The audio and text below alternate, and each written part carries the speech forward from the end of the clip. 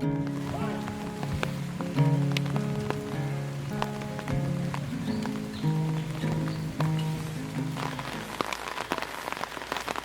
na ako.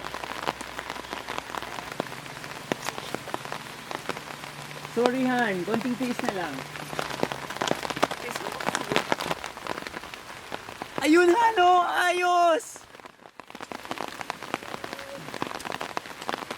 Alam mo Han, ako, buti na lang talaga pinayagan ka ng bakulaw mong bossing na mag-leave sa work eh.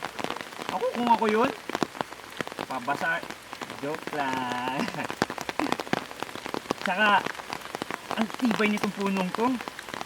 Kasing tibay ng relasyon natin. Nox! Apat na Han, oh. Konti na lang, may forever na. Happy I love you anniversary. Pagod na ako. Sorry. Alam ko, hindi ka na sanay mamundok di tulad ng dati. Pero, mimiss ko na kaya yun. Kung gusto mo, upuhan na lang muna. Or, tara na. Malapit naman na yung stopover. Konting tiis na lang, Han. Pagod na ako.